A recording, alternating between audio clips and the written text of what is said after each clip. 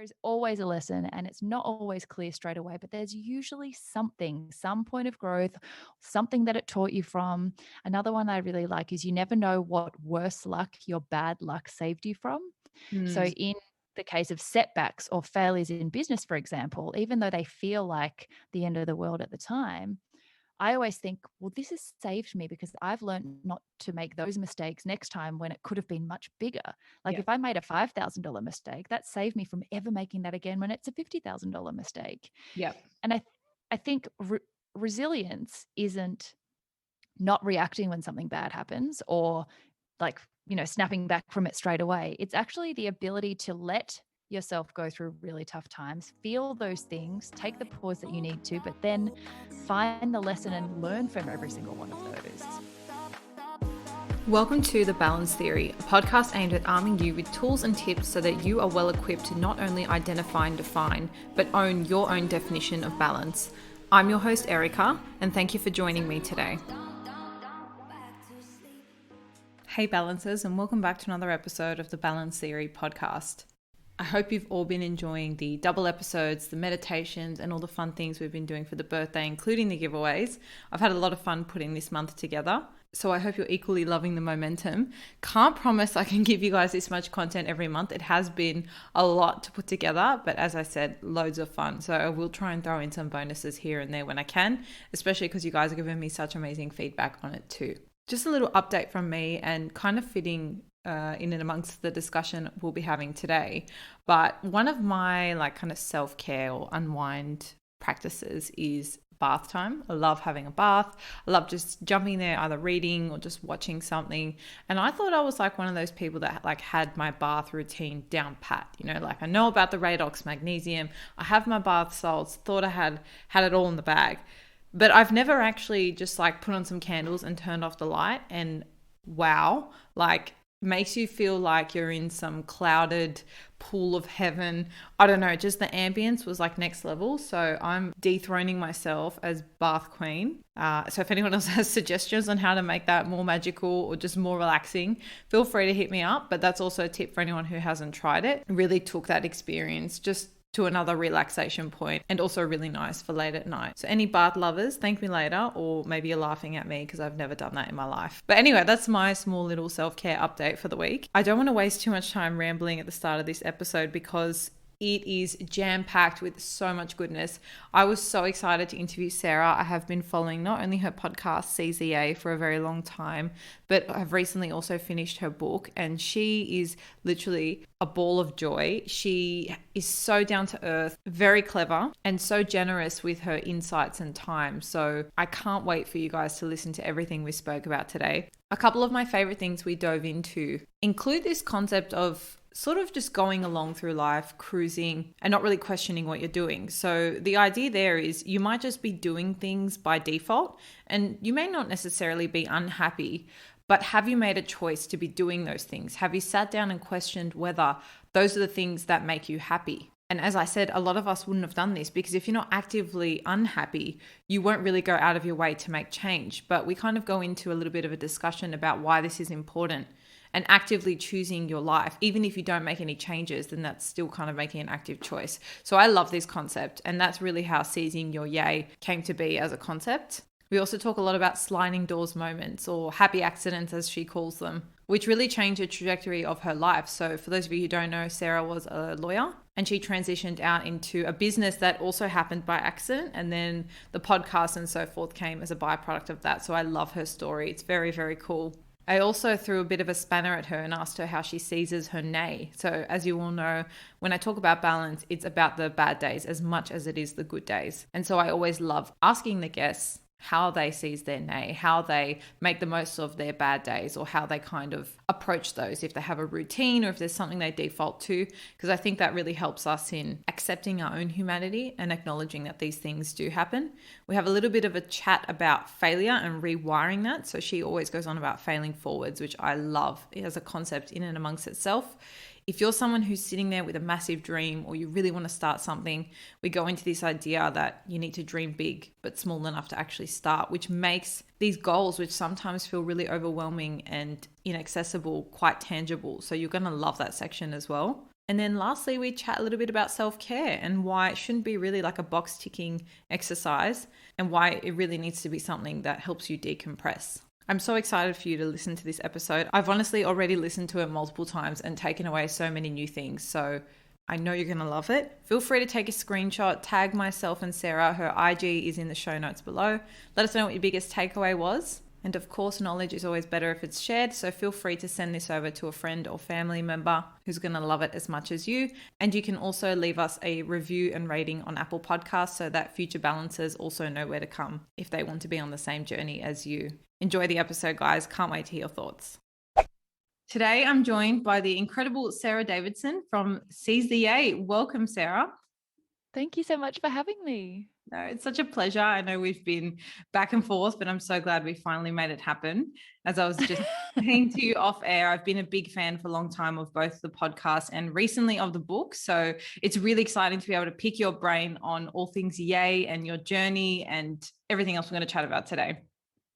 Oh, I'm so excited. Thank you so much. And it's so funny to get to chat to people who are exactly where I remember being not that long ago. I get so excited for you. I'm like, I just said to you before we started recording, like, this is the bit where you start agitating for the next chapter. And it's really overwhelming and nerve-wracking, but it's so exciting. Yes, I know. I couldn't agree more. And we'll have a chat about, getting started and dealing those feelings of overwhelm too, which I'm sure I'm going to, not only myself, but all listeners will take a lot out from. But before we dive into the nitty gritty questions, I wanted to ask you just a few quick fire questions just so we can all get to know you a little bit better. So the first one is, I know you're a fellow Harry Potter lover, but the real question is, which one's your favorite? Which character? Or which movie is your favorite? Ooh, oh my God, that is such a hard. It's like choosing your favorite child. I think they were all so magical for me for different reasons. I think the first. Like if you had to watch one right now, which one would you put on? Oh, okay. Ooh. I'd probably put on. Oh my gosh, probably the fourth one. Oh, that's my favorite too. Yeah, I really love Goblet of Fire. Yeah, I think so. I think that's my one. If I had to read it again though, I loved the last one because it tied everything in my life together.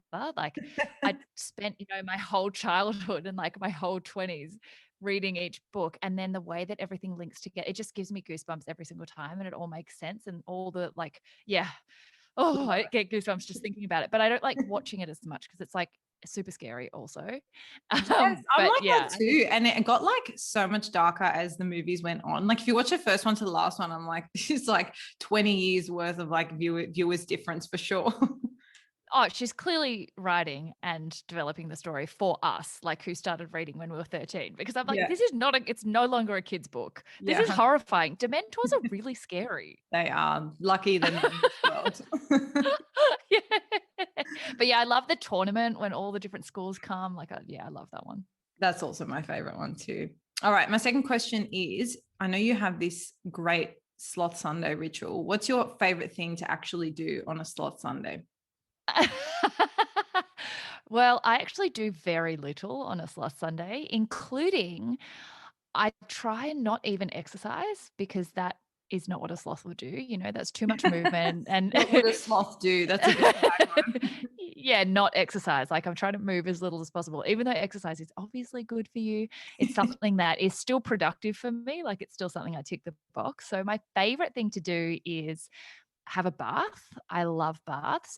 Actually, a couple of people since Victoria's been in lockdown again have been like, have you been eating every meal in the bath? Like, do you ever get out of there? I'm like, actually, not really.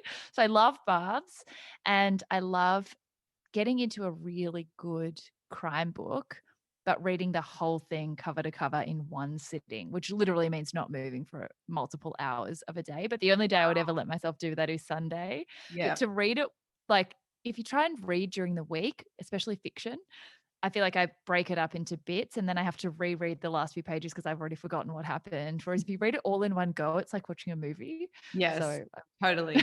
And it's like one of those things like I love listening to crime podcasts. That's like a weird variant of podcasts I like every now and again, but you can't half listen to it because you just like left wondering, what if? Absolutely.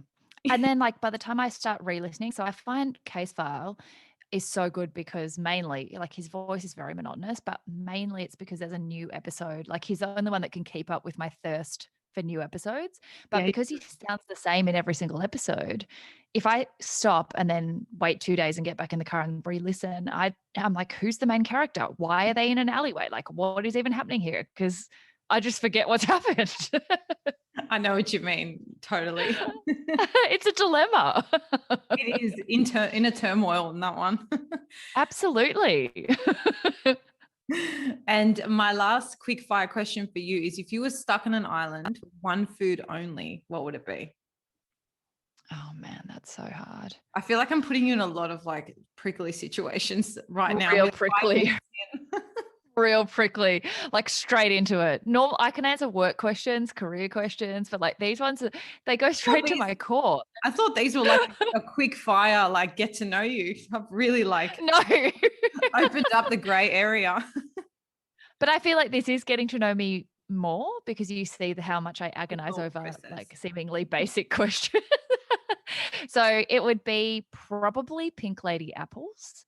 They're Super like my specific. ultimate favorite thing to eat, but then also avocado and maybe peanut butter. So it's kind of like a three-way tie, but if I really had to choose, and because I'm a high achiever, I feel like I have to choose because you asked me for one thing. I'm going to say pink lady apples, but none of this like Royal Gala jazz apple bullshit, like only pink lady. Got it. Got it. Thank you for sharing.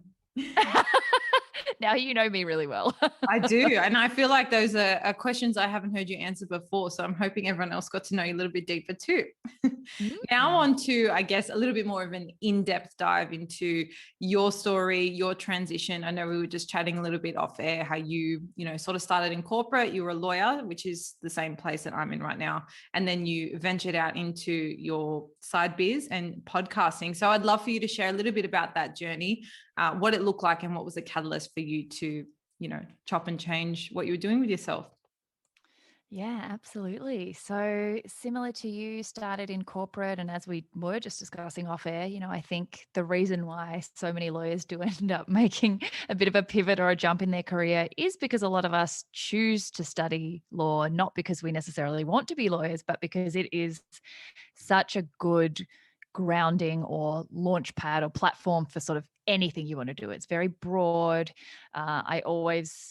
I think really going all the way back to the very beginning.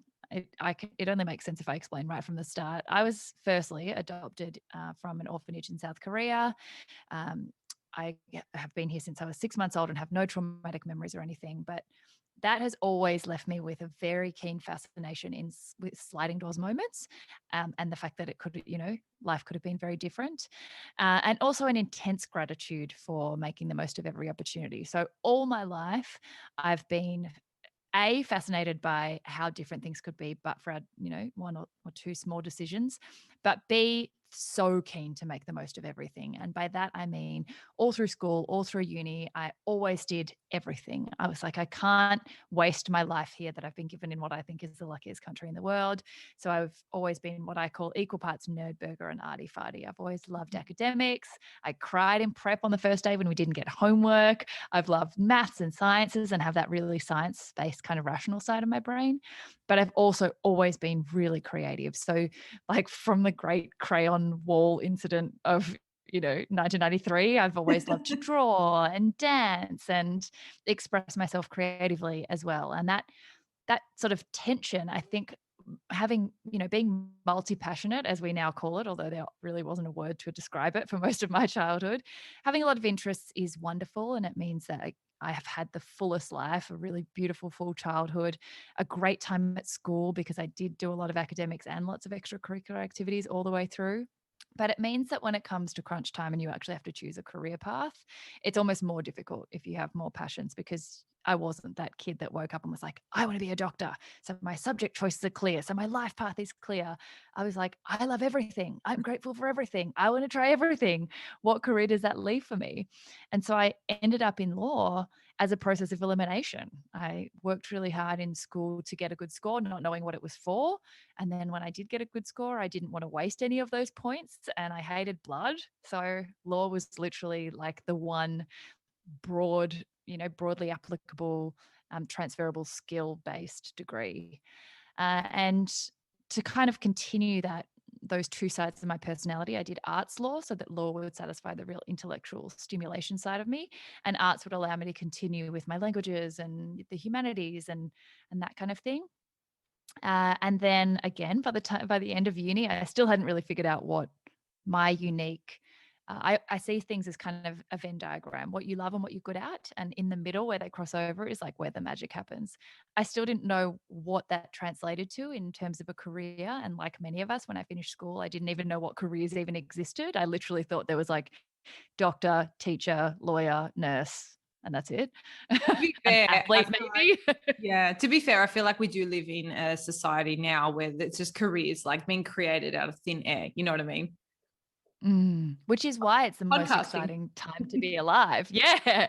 I think it's such an exciting time. I mean, like every career path has been democratized and there are so many gray areas and there are really, it's the one time in life in many, many generations or ever really that you can really craft your life around exactly who you are and make a career out of it, which is so exciting. But being on the cusp of that coming out of uni is sort of makes it impossible to figure out what you want to do.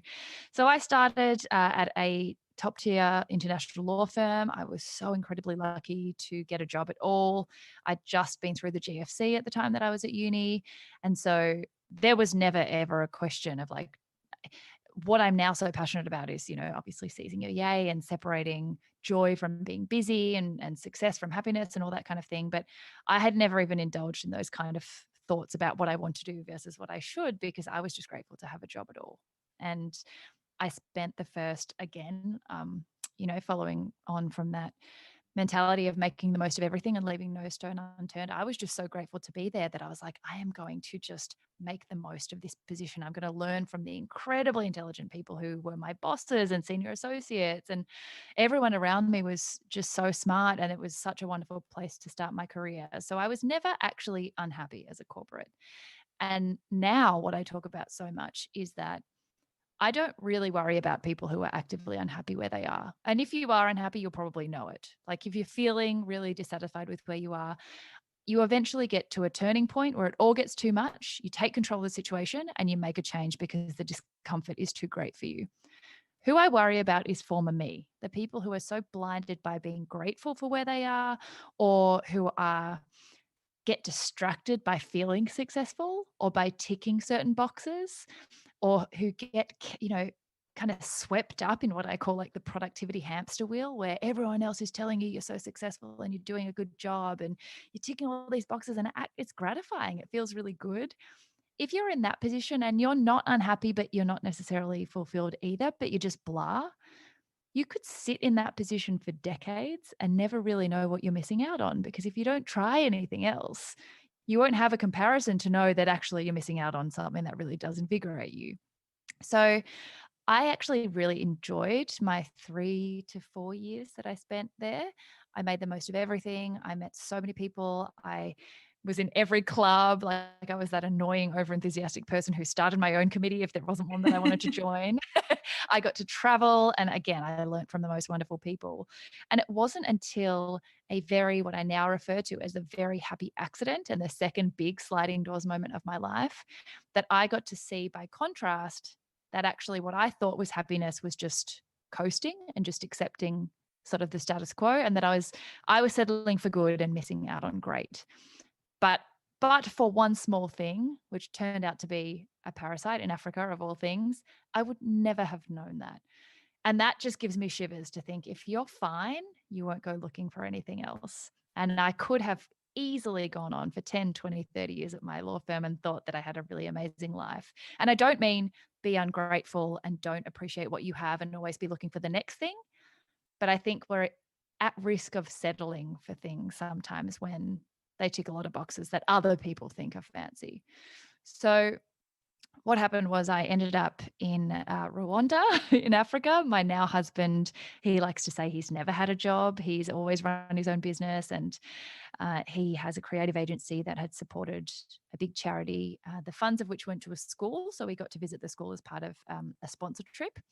And two things happened there. The first was that I expected, particularly having been adopted and come from an orphanage, I expected just the gratitude to multiply for everything that we have in Australia and for everything they don't have over there, which was one conscious level of what I felt. But the subconscious thing that shocked me was that I actually saw more pure happiness on the children there playing with a leaf for 12 hours and being so enamored with nature. And they don't have dirt floors, but they were just so joyful. And the adults would break into song because they couldn't contain their happiness to see each other in their bodies. And yet back home, we have everything, but we're just so anxious about having more of that stuff. And for the first time, I was like, wait, are happiness and success not the same thing? I'd never seen happiness without success as I understood it. So I was like, these people don't have the prospects and opportunities and money and things and choices that we do, but they're happier. What is that about? And the other thing I came home with was a gut parasite, as I mentioned, which for the first 5 kilos was a great way to lose pounds. And then after that was not a very pleasant experience that led me to being so out of touch with my health at the time. I was one of those corporates that was like up at 5 to go to spin. And then I ate a broccoli and then I'd work for 20 hours and have 10 coffees and was like, why aren't I feeling good? Like I ate my broccoli. I don't I wonder understand what what it this is about. is. I'm so confused. And then I just burnt myself into the ground, not paying attention to the fact that I'd lost 15 kilos, could barely get up. And my body decided I wasn't learning my lesson. So it collapsed. And I took nearly 3 months off work, having to, you know, learn that I had limits and learn how to nourish myself and eat properly and not drink 10 cups of coffee a day and 3 hours sleep and think that I was going to survive. And it was in that process that I was banned from coffee while I recovered because it was too much of a stimulant for my adrenal system, and discovered matcha powder, which was obviously the basis of the first business that started as a complete hobby and ended up turning into a business. And now that I look back, I mean, but for a string of events that I had very little control over and could never have planned or predicted, I would never have had the chance or to even have an idea to have a business. I wasn't looking to leave. I wasn't looking to be a business owner. But now that I'm here, all the dots line up and make so much sense. But I think what I've become so passionate about is that if my autopilot circuit that I had gotten on hadn't been broken, who would have broken it for me? Maybe no one, and maybe not ever. So now what I'm really passionate about is helping other people to break that circuit by themselves, to stop and think like, am I here because I'm automatically ended up here by default? Or am I here because I chose to be here? And even if you choose to go back to your exact same life, at least you can say you chose it. You didn't just end up there because you were on a conveyor belt and then you were like, oh shit, I'm 50. Like where even am I? Yeah. Yeah, no, I love that. And if we're looking at, say, like someone's individual balance, like it's a question of, are you there for lack of considering other options, or are you there because you're owning it? And everything we do on the podcast is really about empowering people to own their own balance, and whatever that looks like at different points in their life. So I think that sitting down, reflecting and asking yourself the question, okay, like what am I doing? Does that fulfill me? Or am I happy with that? Or is there something else I want to be doing? And being self-critical about your productivity hamster wheel or the things that you do as hobbies, the people you spend your time with, is really key, like you said, to break the circuit and just to make sure that it's an active choice rather than a passive one. But I suppose this leads us to the whole concept of seizing your yay. And when I was reading your book, and mind you, I haven't read a book in a long time where I just have to power through it and like not put it but I just felt like I was reading it and I was like, this feels like a diary entry I've written. Like, it's just so relatable. Love, all the concepts. But one thing you said in particular was that seizing your yay has to strike a balance between a dedicated effort on one hand and acceptance on the other. So it's like this push and pull between, making that effort, but really surrendering to what is. So when you talk about breaking the circuit and I guess paired with that sort of concept, how would you describe, or how would you give people advice on how to actually seize their yay or find their yay, even start with? Yeah, it's such a hard one. And it's particularly difficult when you're anything like I was at that time, where you had just never indulged in any other passions or interests because you never even thought that you would have them. Like I remember once sort of saying off the cuff, like, oh, I don't think I'll be a lawyer forever. Like I wasn't unhappy there, but I did think that maybe I would go on to do diplomacy or something else, but like decades down the track. And someone said, oh, well, what would you do instead? Like, what are you passionate about? And I remember actually not being able to answer that question. Mm. And thinking about that now, how can you not know what you like? It's like the most fundamental, basic question about knowing yourself. But I was that detached from what did make me yay it wasn't like because I was a terrible person or I hadn't done the work or whatever. It was literally just because I had only made decisions based on societal norms of success and based on stability and based on they are still basic human needs. We do need stability and certainty and we do need direction. And I also say, like, when you were saying about the push and pull thing, like the other thing is everything happens at the time that it's supposed to happen as well. And if I'd tried to start a business 3 years earlier, I wouldn't have had enough experience in the workforce in any role, let alone just as a lawyer. But I wouldn't have been, I wouldn't have seen enough of the world. So I think looking back, the best thing you can do if you don't know where you want to go is firstly, don't think of your passion as like a destination that you're going to arrive at. You're not going to just wake up one day and have your dream job. Like, I think I'm doing my dream job now, but Matcha Maiden was like 5 steps before what I'm doing right now. And that was 5 steps after the first thing that I did. So I think we're so instant gratuity based that we want to be living a life that we're purposeful and passionate about, and we want it tomorrow. Firstly, it doesn't happen like that. Your yay is not a destination that you arrive at, even though I definitely chased that for a while. I thought when I started Matcha Maiden and the business started going well that I was a fun entrepreneur and that was the end. Like I would never have another project again. I'd never need to step out of my comfort zone again because I'd found my passion.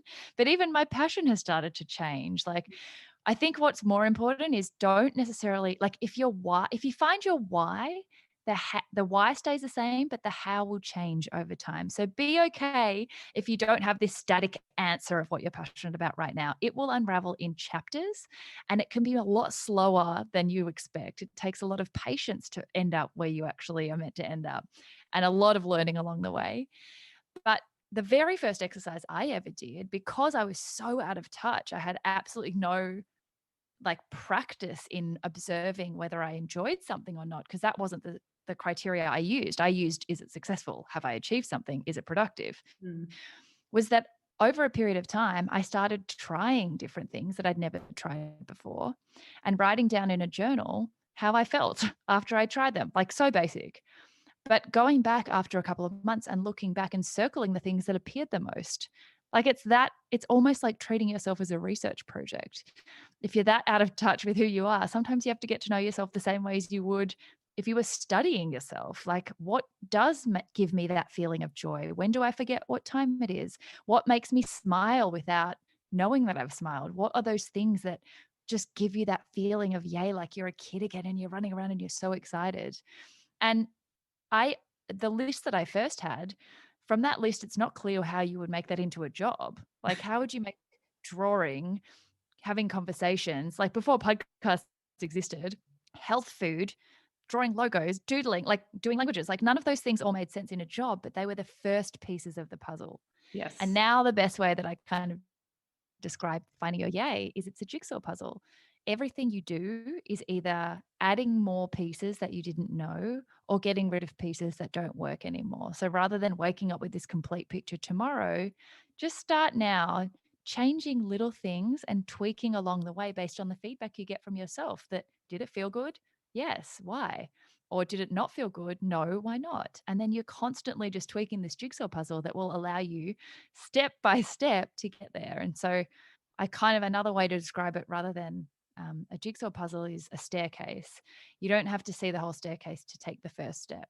And so looking back at me then, I wish that I'd been able to step out of the law firm, go full time, start a podcast and do what I do now.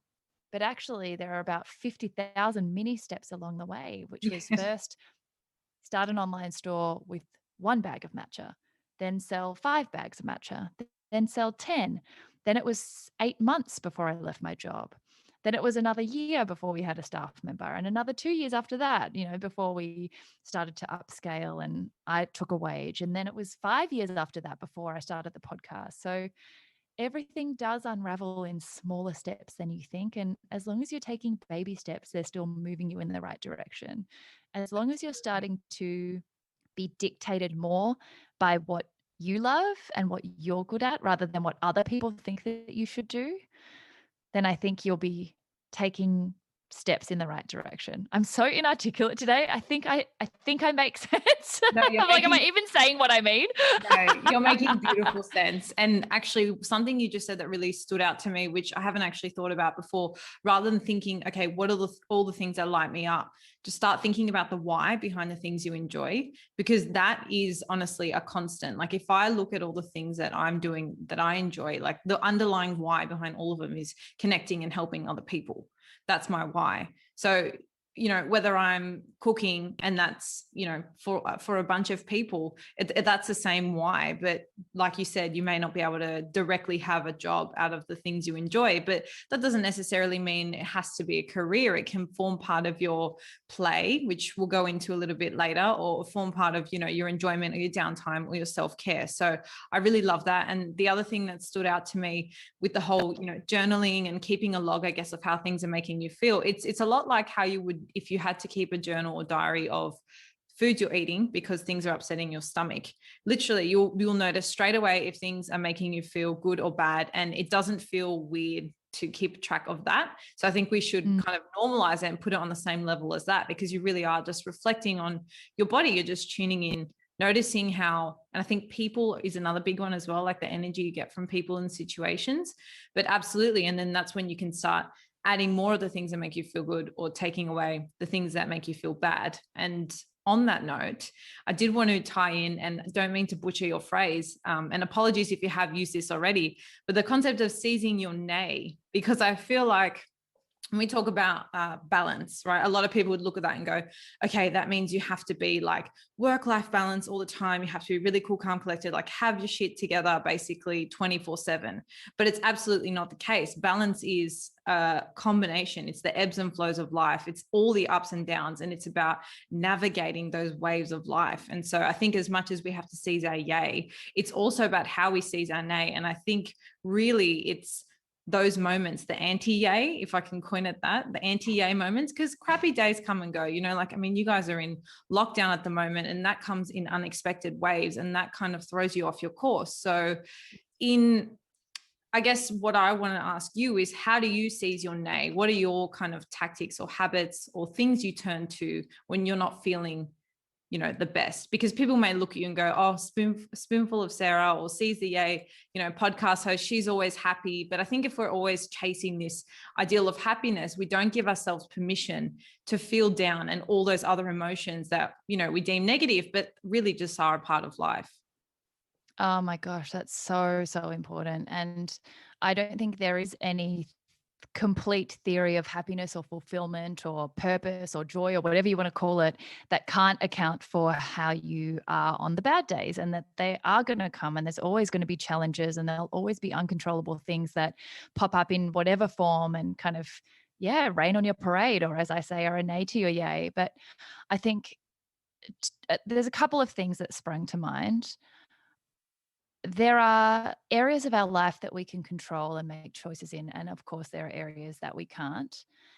But there's already going to be enough challenge in life that comes your way that does throw you into turmoil, or that does, there are so many things that are going to happen that will be difficult, that I think don't go out of your way to add more of those in the areas of your life that you can control. So obviously, if you have a choice, choose the things. Like, life is too short, and there is already enough shit out there that if in the areas of your life you can control, that is where you should be seizing your joy. That is where you shouldn't be living your life for someone else's values or someone else's skills, or being bogged down by comparison or self-doubt or judgment, or living through other people's expectations or norms or whatever. Like, that's where I think we should be seizing our yay, in the area that we can actually control our lives and control our choices. That's where in food, in career, in everything. We're constantly, the details of other people's lives has never been more visible. And that's why we are so easily influenced by, oh, well, she's on keto and that made her look like that and feel like that, so it will work for me. Similarly, the same thing happens in happiness. Well, leaving her job and starting a business made her happy. But I know people who left their job and hated running their own business because it distracted them enormously from their actual talent. Whereas in an employment structure, that makes them thrive because they don't have to worry about staff and insurance and accounting and all those things. So I think in the areas of life where you can control your choices, you have much more choice than you actually think. And it's on you to exercise that in the way that, makes sense for you. It's so much more simple than we actually, like, we overcomplicate things so much. But something someone said recently that really helped me was do more of what feels good and less of what doesn't. And So, it's just so obvious. Like, if something feels crappy, just don't do it. If yeah. someone feels crappy, just don't be around them. If something feels really good, try and structure your life in a way that allows you to do more of that. But then there are always going to be things that you can't control, and that is the area of of your life where I think that surrender concept comes in. In the things you can control, you want to push. You want to push and make good decisions and take active control over your circumstances rather than being passive and letting life happen to you. In the areas you can't control, a quote that really helps me is the 5 by 5 rule. If it's not going to matter in 5 years, don't give it more than 5 minutes. That helps me let go of things that I can't control. But also just to remember, like, it- it's often in the negative times that we can't choose and that we would obviously like to avoid if we could. But if you look back at those real times of growth and transformation in your life, it never came from when things are rosy. It No. never came from when things turned out exactly as you planned them, or if you achieved the dream or kicked the goal that you wanted. Of course, those times in life are wonderful and important, but actually it's really the discomfort zone where we have our biggest growth and revelations and lessons, because that's when you're not having things go your way and you are having to build resilience and get through some tough times. And so I almost have become a discomfort junkie where when things are going too smoothly, I worry I've become complacent. I mean, I Yeah. don't want to go and, I don't want to thrive off drama and like go and search for chaos. But if it does come my way, I think one thing that helps me get through it is firstly to let it happen to you and not to be that person that's like, I have to be happy all the time. My identity is yay. So therefore, like, I have to suppress these emotions, because you can't heal from something that you deny is happening to you. So always let yourself sit in feeling shit or feeling low or feeling tired or jaded or whatever your negative emotions are. They give richness to the positive emotions. If we were Mm. happy all the time, you wouldn't know that it was happy because it would feel Be no point normal. of reference. Yeah. Yeah, so let yourself feel that because you're feeling it for a reason, and usually it's trying to tell you something. But then once it happens, I think there's a point where you kind of draw a line in the sand and start to look for the lesson. Just a quick word from the sponsor of today's podcast. If you haven't paid any attention to the quality of your gym accessories or feel like the ones you have kill your vibe just a little, then this is for you. ESFit is a brand I've co-founded with my best friend to bring all fitness lovers the confidence to sweat in style. I'm talking considered luxe fitness accessories, ranging from cotton bands that don't roll or dig to full-size sweat towels that cover you from head to toe and actually don't take up all the space in your bag. The list goes on, but you can check it all out for yourself at esfit.com.au or on Instagram at esfit_. And for all my beautiful balances, we're offering $15 off at the checkout when you use the code BALANCE. There is always a lesson, and it's not always clear straight away, but there's usually something, some point of growth, something that it taught you from. Another one I really like is you never know what worse luck your bad luck saved you from. So, Mm. in the case of setbacks or failures in business, for example, even though they feel like the end of the world at the time, I always think, well, this has saved me because I've learned not to make those mistakes next time when it could have been much bigger. Like, Yeah. if I made a $5,000 mistake, that saved me from ever making that again when it's a $50,000 mistake. Yeah. And I think resilience isn't not reacting when something bad happens or like, snapping back from it straight away. It's actually the ability to let yourself go through really tough times, feel those things, take the pause that you need to, but then find the lesson and learn from every single one of those, because those times come to you to teach you something, because that's a learning phase. The positive times are like the enjoyment and the, like, you deserve to enjoy those times, but that's not when you're going to learn the most or grow the most. Of So course. yeah. Of course. And that's actually a really nice way to describe balance. It's like your learning moments and then your enjoyment moments. And really, it's just a dance, constant dance between the two. And the reason I like that is because it's that concept of you either win or you learn. There's no like failing. But on the concept of failing, if we just detour slightly, I love tangents. I'm like tangent queen. I'm sure Oh you. my God, you listen to my podcast. Yeah. My whole life is a tangent. Literally. But I love this concept. And I know you mentioned in the book as well of like failing forward, because it really is this idea that even if you fall, you're moving forward, you're moving in, like the right direction. It's always kind of pushing you. Like I get this visual of like you being pushed into the direction you're supposed to go. So often at times it can feel like, you're being slogged. You're just like, it's a really negative thing. But when you think about it long term, exactly like what you just said now, it's a lesson. But I just like the way you called it failing forward, because it really is about like projecting into the future. And another analogy I really quite like is this idea of like a bow and arrow. And it's like before you can be slungshot. Is that how you say it in past tense? Does that make sense? I thought of that. Yeah, I know what you mean. Yeah, to be slingshot into the future, you need to be pulled back first, like a bow and arrow. So I quite like that as well. Yeah. When you feel like you're failing or not progressing, it's almost like life's just preparing to thrust you forward. So I love that concept as well, failing forward. Totally. And I think we underestimate the power that the way you word things and categorize them in your mind actually has over the way your emotions respond to them. So just by tweaking that wording, and every time you have a setback, thinking of it as going 2 steps backward, one step backwards to take 2 steps forward, or the other way around, whatever it is. Because I love that quote and I have it written everywhere talking about failing forwards, it means that I always see it that way, because I've conditioned my mind to see failure. Like, I used to automatically put it in the shame, negative, avoid that at all costs category. But if you start to change the way you think about things, and you think about a failure or a setback as an opportunity to project you forward and bigger and better than you were before, then it's almost like the painful part is made so much shorter, because yes, you still sit in the pain and embarrassment and awkwardness and loss. Sometimes there is a loss of money, or there is a consequence that's really uncomfortable, but it lasts a lot less of, it takes up a lot less of your life and your energy, because very quickly your brain goes, oh, but remember, this is failing forwards, right? So all you have to do now is just move your brain to the forwards bit. Like, when's that going to come? And I feel like that's why, like, sometimes I think I love quotes so much and I'm like, oh, it's really juvenile and like kitsch of you to do that. But I realize so much of it is just how you word things around you, and that actually triggers in your mind the reaction that you're going to have. And the other thing you said about those negative times that I forgot to mention that's really important is there are going to be times where you are resilient enough, or you have the tools, or you've practiced enough to go, oh, this is a failure, but I'm failing forwards, all by yourself. And the more you practice that, the more your brain will be able to do it. But there are going to be other times where it is so consuming that you can't pull yourself out by yourself, because we are in our own heads, and it's totally natural and human to just get totally overcome and overwhelmed by certain negative days, especially if there's a troll or a hater or something that is really quite nasty. To take it personally is only human. So on those days, it's okay to phone a friend. And in fact, if you don't, you're kind of depriving yourself of a really important tool. And I think, particularly as women, we tend to think, I should be a coper. I should be able to do this by myself.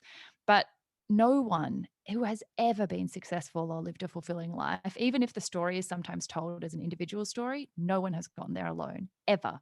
Ever. No one has gotten through self-doubt, comparison, imposter syndrome, burnout, anything that's negative or a barrier to fulfillment and success. No one has ever done that without having a good network of people around them who, in the moment where you're like, I'm a failure, I'm not worthy, I can't do this, you call someone and they go, you can, you're amazing, you're just in your own head, and let me get you out of it. Yeah.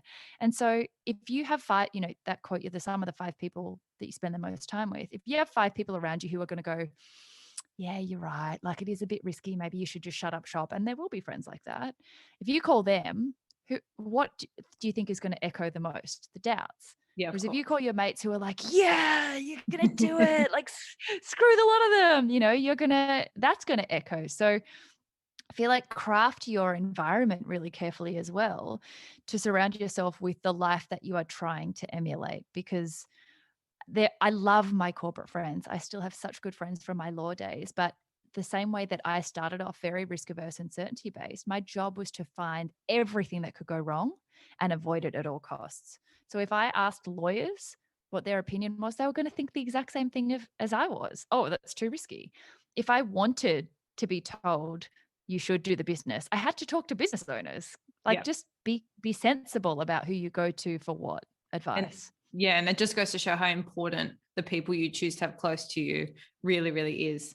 So on this topic, you did mention a little bit about imposter syndrome, and I feel like that does crop up a lot, especially when we are in that discomfort zone, when we're trying something for the first time, whether it's starting a new business project, hobby, even just, joining a new sports team. It's that discomfort. It's that feeling of, oh, like, is this really me? Am I, do I belong here? Those sorts of questions and self-doubt, it does creep in.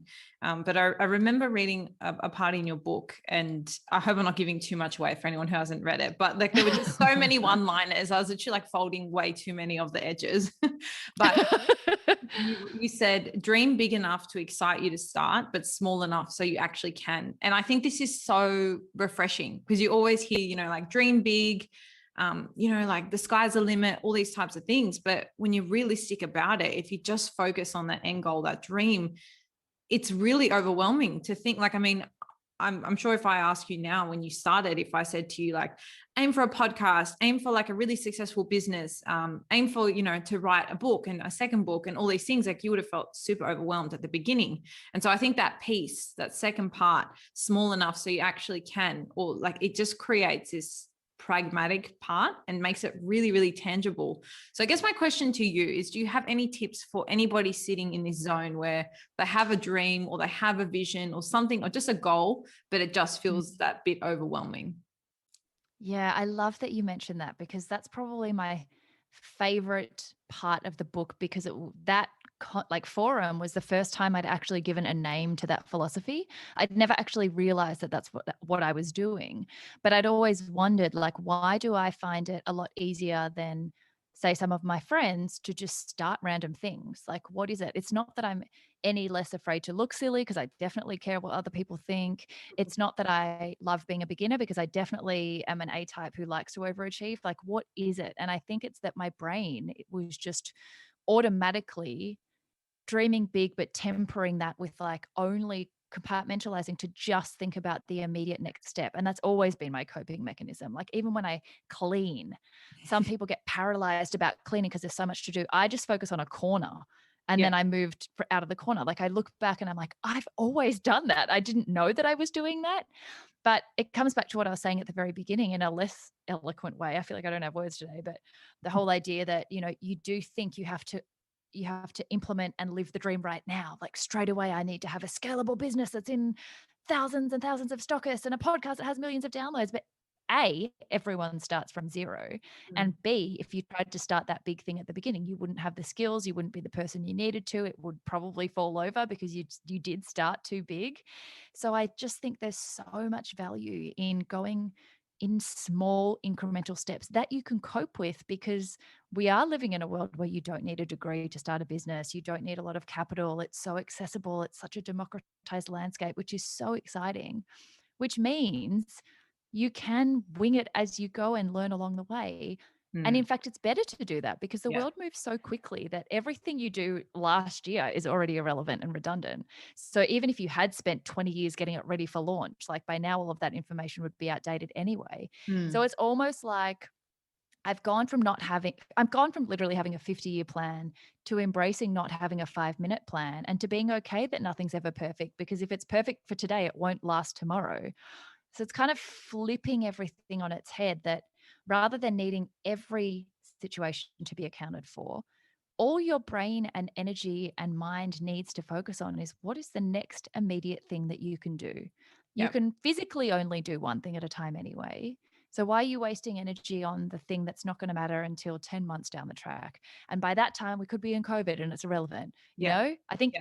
if anything, if COVID has taught us anything, it is to be more agile, and it is to safeguard yourself by not, investing too heavily in 10-year plans, Yeah. because they don't suit the landscape today. So I think it favors this dream big, plan small method, because not only does that help you begin and not be too overwhelmed, it actually just gives you a to-do list. Yeah. And when you really look at it, I sort of go back to why we were able to do what we did. If I thought that I was starting Matcha Maiden as a proper business, firstly, I didn't even call it a business. It was just because Nick and I had discovered matcha. We ordered some. It was too much. It was 2 million serves too many for 2 people to finish by the use by date. So literally too much for 2 people. And we just wanted to sell some to get rid of it.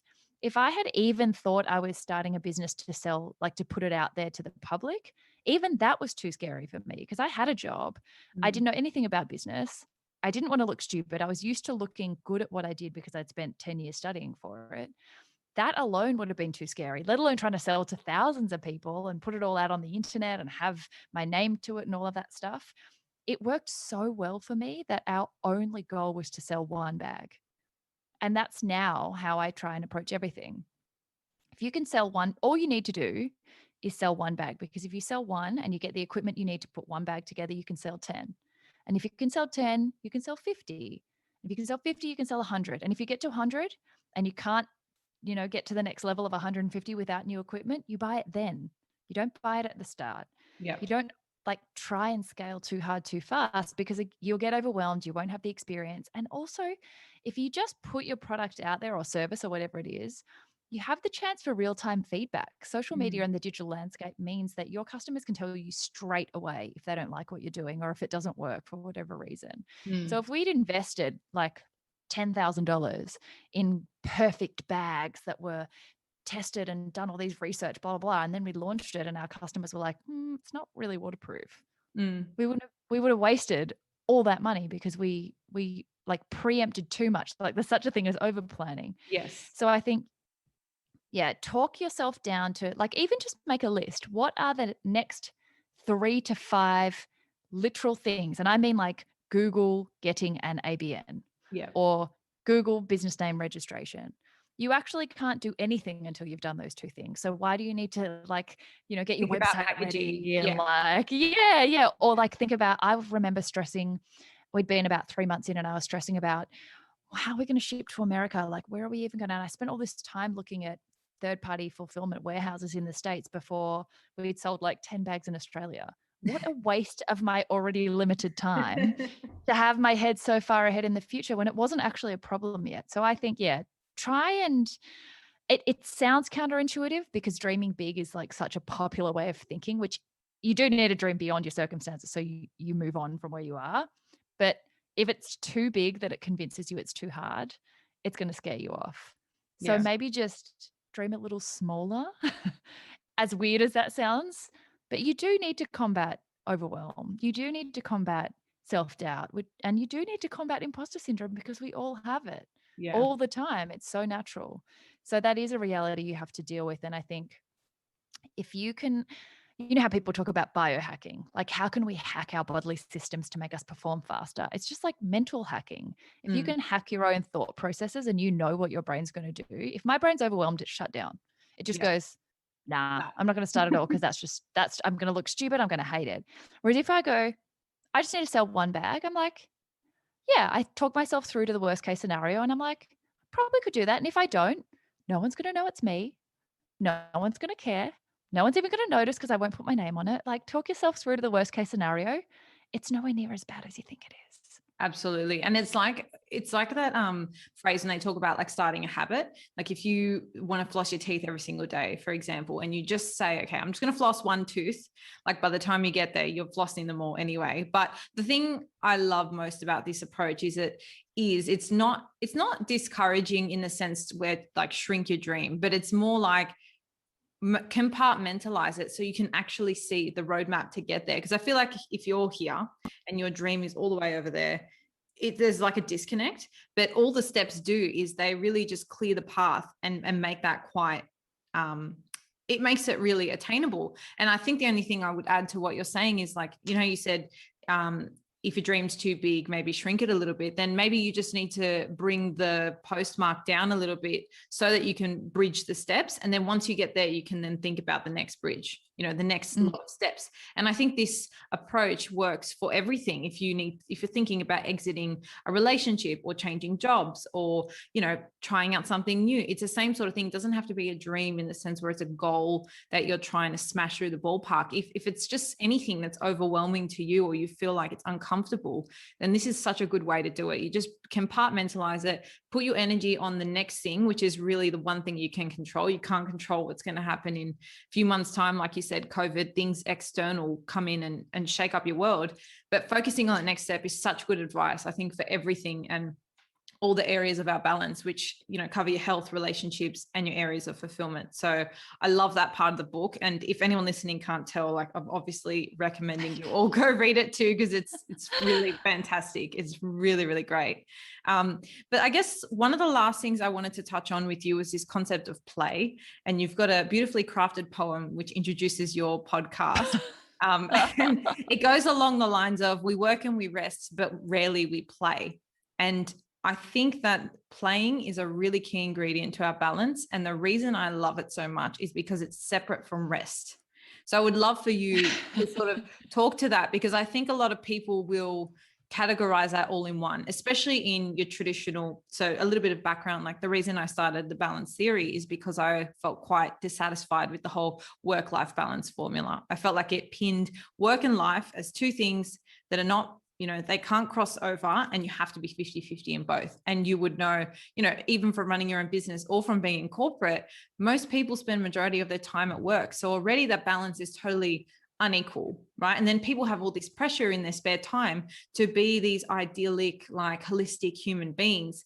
And I just feel like it's so restrictive. So rather than that, we say, okay, you've got your health, your relationships, and your fulfillment, and your balance at any given point in your life is going to look like a different combination across any of those. My theory is, as long as you have your foot in each of those baskets, to some degree, the level to which you exert yourself in each of those areas just depends on where you're at in life. But then I think this concept of play kind of touches on all of them, to be honest. Maybe it's like a fourth layer I need to add in, but I would love for you to sort of talk about how and why you included it in your podcast, in your concepts. Yeah, definitely. I think it's exactly what you said, really, that it started off for me as a very linear equation, like work-life balance kind of implies on off. And so there's really only two options. There's work and rest. And as I mentioned, when I first started at the law firm, I was obviously firstly a lot younger, so had a lot more energy than I do now, and probably could push myself a lot further with less rest and less good nutrition and all of those things as you can when you're younger, but inevitably ended up burning out at a point because I just didn't respect that I had limits. So that first level of learning for me was, oh, there's a thing called rest. Like my whole life had just been on. And because I'm so excited about life, and because I have that like probably underlying sense of gratitude, not consciously from the adoption, but maybe that's why I am so like, well, I can't waste this moment, because I feel subconsciously so lucky to be here. Burnout has been something quite consistent through my life. So that was a really big awakening to realize rest has to play a role for, everything up has to go down. You have to learn to eat well and sleep and exercise. But very quickly, that became another box ticking exercise of like, have I meditated? Have I gone to the gym enough times this week? Have I done even things like yoga? They're so relaxing and they're so good for you, but it's still ticking a box for me. That's like, have I been to my class? And I'd almost stress about like that schedule as well. Like my rest schedule was as hard as my work schedule, because it was still it's all part of something that's productive for your body. Yes. And I think a lot of people will resonate with that as well. And what ended up happening was, once I started Matcha Maiden and it went incredibly well, I thought that was the entirety of seizing my yay. I thought I'd found my life. As I mentioned before, I thought I've stepped out of my comfort zone, pat myself on the back. This is me. I never need to take any hard steps again in my life. I found my passion. A couple of years in, like we started the cafe a year after that as a kind of natural extension of Matcha Maiden, and that's called Matcha Mylkbar. So that added even more to the plate. And because I thought it felt good, like, oh, this feels amazing because I love what I do. And they say if you love what you do, you never work a day in your life. Then firstly, I forgot about rest and I burnt out again because I started having even less incentive to rest because all of the work that I did wasn't for someone else and I could see the You direct loved it. benefit of it, and I loved it so much. But not only that, I realized, well, when you love what you do and all you're doing is working and resting, like, you're never getting any you're always firstly, there's always something productive. You're never getting any outside perspective if you're not having downtime, and there is such a thing as too much of a good thing. You can overwork yourself even in a job that never feels like you're working because your brain has a limited capacity, like, it's an organ. It Mm, needs rest, it needs downtime, and we are not on this earth it took me a really long time to realize this, but we're not here to just work and die.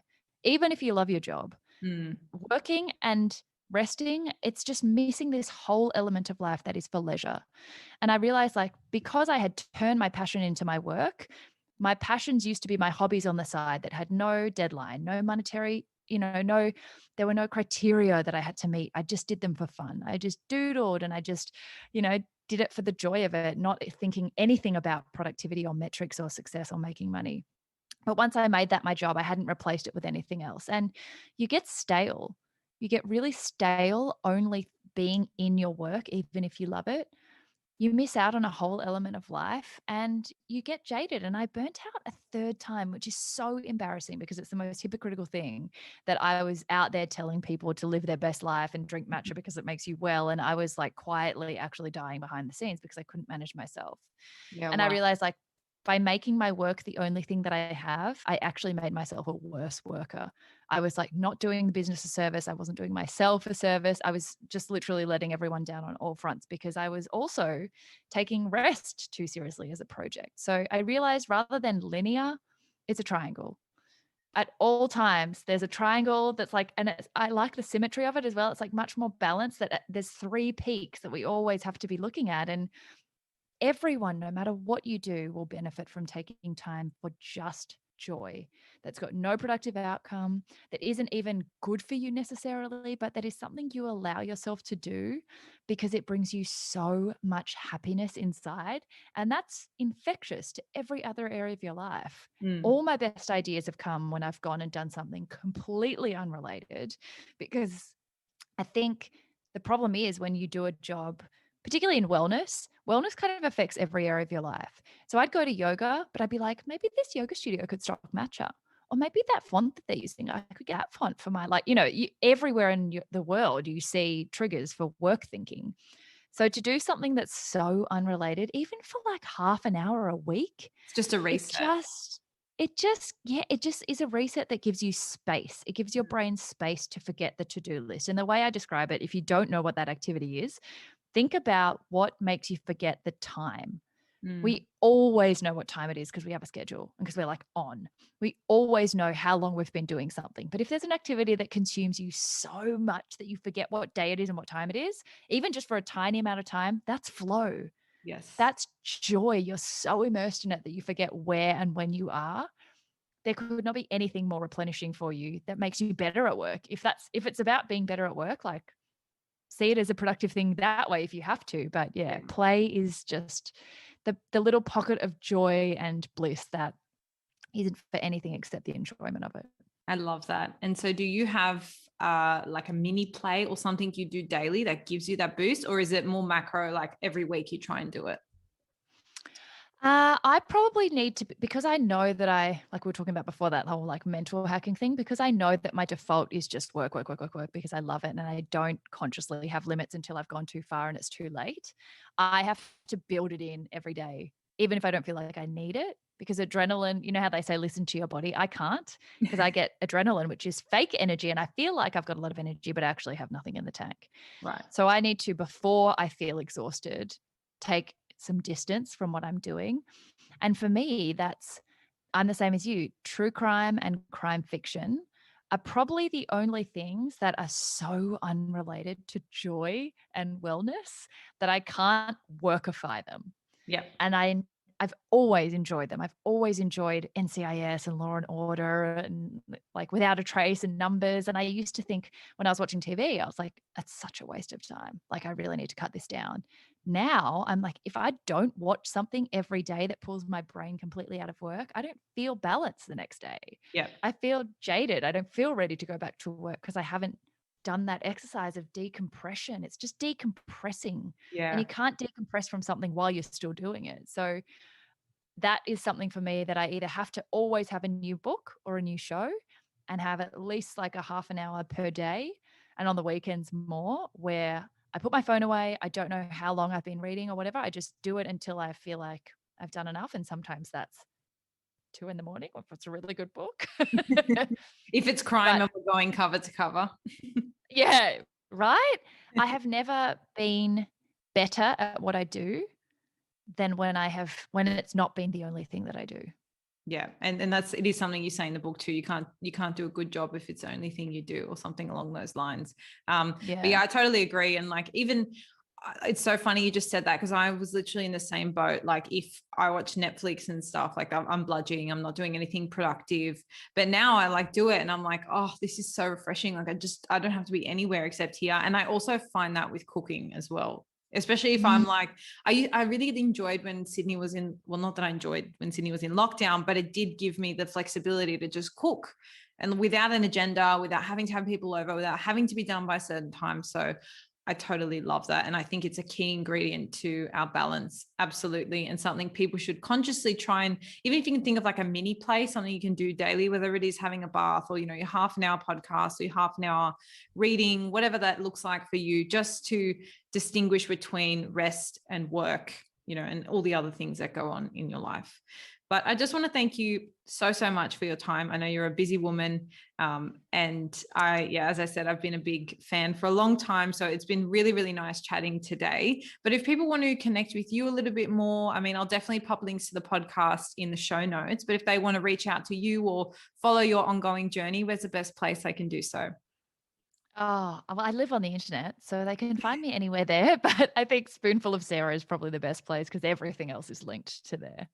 Beautiful. Well, I'll pop a link to that. But thank you so much. I know everyone would have gotten a lot out of today. And I am strongly recommending to everyone, if you enjoyed today's chat, to go over and check out the book too. Thank you so much for having me. You're welcome. And that's a wrap for this week, Balancers. Thank you so much for tuning in. I hope you found this episode useful to some degree in either steering or determining your definition of balance today. As always, the biggest compliment for us is if you share this episode with someone who you feel might need it, or if you're on Spotify, you can click follow, or on Apple Podcasts, you can leave a rating or review. If you have any suggestions for up and coming podcasts, feel free to shoot us a DM or an email. Our Instagram is @TheBalanceTheory and our email is thebalancetheorypodcast@gmail.com. Otherwise, you've always got the option of subscribing to our mailing list. We only send you email reminders when the episodes drop, so you get them fresh out of the oven. No annoying spam, we promise. I hope you enjoy the rest of your week, and until next time, stay balanced.